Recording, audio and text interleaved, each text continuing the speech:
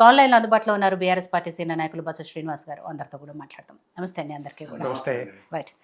So Srinivas గారు మీతో start చేద్దాం. ఎందుకంటే ఆ ఎమ్మెల్యేలు 10 మంది ఎమ్మెల్యేలు మీ పార్టీ నుంచి వెళ్ళారు కాబట్టి, మీ పార్టీకి సంబంధించిన నాయకులే కోర్టుకు వెళ్ళారు, పిటిషన్లు వేశారు కాబట్టి, ఇవాళ కోర్టు తీర్పునిచ్చింది. 3 నెలల్లోగా స్పీకర్ ఈ విషయంలో నిర్ణయం తీసుకోవాలి. ఎవరైతే పార్టీ మారారో వాళ్ళకి సంబంధించిన దాంట్లో స్పీకర్ ఫైనల్గా అక్టోబర్ 31 వరకు ఏం డెసిషన్ తీసుకుంటారో చెప్పాలి అన్నది. అట్లే ఇట్లా పార్టీ మారిన నాయకుల విషయంలో పార్లమెంటు చట్టం తీసుకురావాలి తప్ప కోర్టులకు అంత అధికారాలు ఉండవు కాబట్టి, న్యాయస్థానాల పరిధిలోకి రావు కాబట్టి పార్లమెంటు చట్టాలు తీసుకురావాలని కూడా చెప్పింది.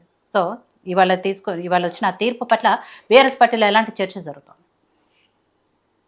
మొట్టమొదట యోయో వీక్షకులకు, మీకు అక్కడ ఉన్నటువంటి మిత్రులందరూ కూడా నమస్తే.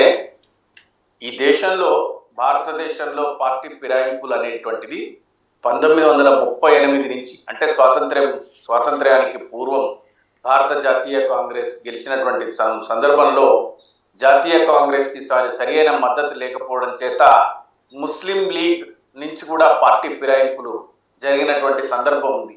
ఆ తర్వాత భారత స్వాతంత్ర్య అనంతరం 1952 నుంచి 1967 మధ్య జరిగినటువంటి కీలక పరిణామాల దృష్ట్యా 67లో 4000 మంది గెలిస్తే 500 మంది పార్టీ ఫిరాయించి అట్లా పార్టీని మారుతూ వచ్చారు.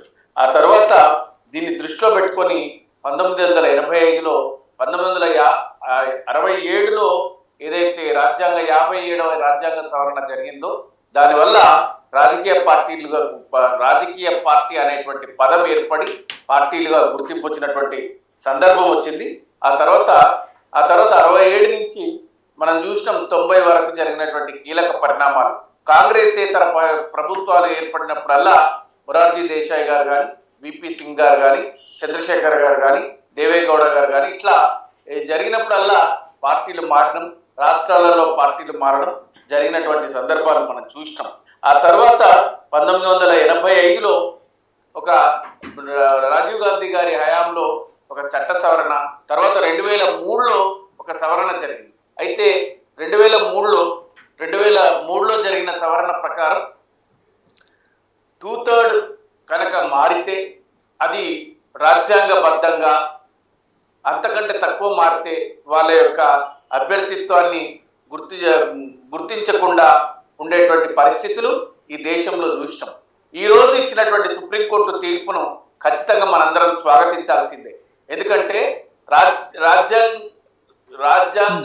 రాజ్యాంగం పైన, రాజ్యాంగంలో ఉన్నటువంటి చట్టాల పట్ల ఏ విధమైనటువంటి తీర్పులు చెప్పలేని పరిస్థితులలో సుప్రీంకోర్టు ఉన్నప్పటికీ వాటిని సమీక్షించే అధికారం మాత్రం సుప్రీంకోర్టు ఉంది. ఆ విధంగానే ఈ తీర్పు వెల్లడించింది.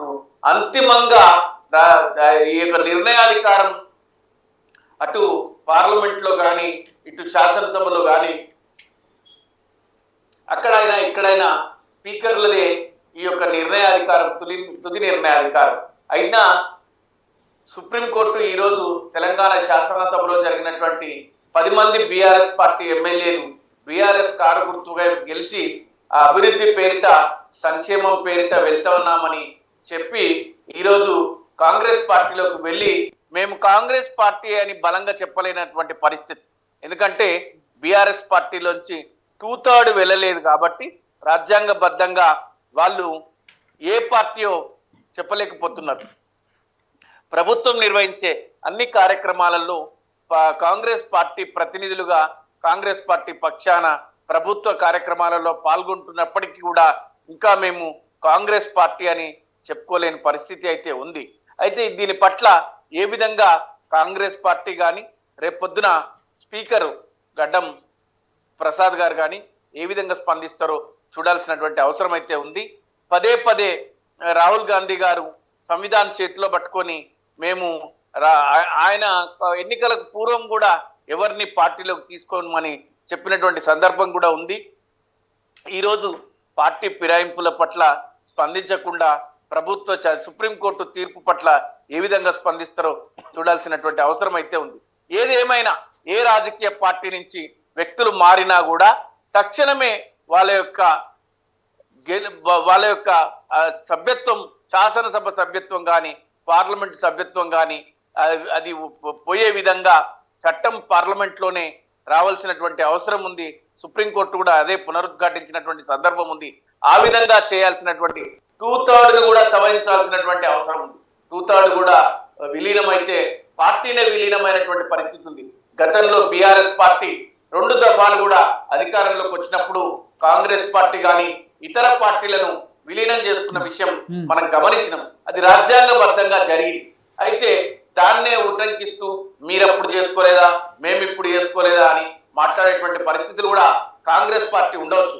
మనం ఏం మాట్లాడినప్పుడు కూడా శాస్త్రీయత, చట్టబద్ధత, రాజ్యాంగము, కోర్టులు వీటన్నిటిలో తేల్చుకోవాల్సినటువంటి అవసరం ఉంది. ఆనాడు కాంగ్రెస్ పార్టీకి అవకాశం లేకుండా బీఆర్ఎస్ పార్టీ ఇతర రాజకీయ పార్టీలను కాంగ్రెస్ పార్టీతో సహా విలీనం చేసుకున్నటువంటి సందర్భాలు ఉన్నాయి.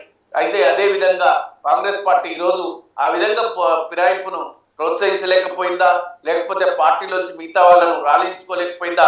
బీఆర్ఎస్ మాత్రం తన ఎమ్మెల్యేలను నిర్వహించడంలో విజయం సాధించింది.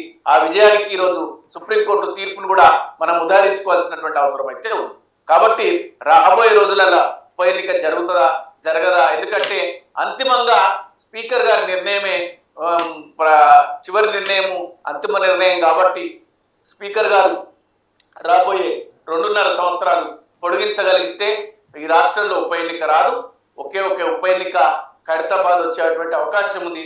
వారు శాస్త్రీయంగా కాంగ్రెస్ పార్టీ గుర్తుపైన గెలిచినారు కాబట్టి వారొక్కరి పట్లనే వారు కూడా ఉవ్విళ్ళూరుతున్నారు. నాకు మంత్రి పదవి ఇవ్వండి, నేను ఖైరతాబాద్ నుంచి మళ్ళీ పోటీ చేసి గెలుస్తా, దానితో పాటు పక్కనే ఉన్నటువంటి ఉప ఎన్నిక ఏర్పడ్డ జూబ్లీహిల్స్ కూడా నేను బహుమతిగా ఇస్తా అని వారు మాట్లాడుతున్నటువంటి సందర్భాలు మనం వింటూ ఉన్నాం, చూస్తున్నాం. సో సతీష్ గారు, ఆ పార్టీ మారిన ఎమ్మెల్యేలు, బీఆర్ఎస్ పార్టీ నుంచి వచ్చిన వాళ్ళు మీ పార్టీలోకి, కాంగ్రెస్ పార్టీలోకి వచ్చారు కాబట్టి కాంగ్రెస్ పార్టీకి సంబంధించిన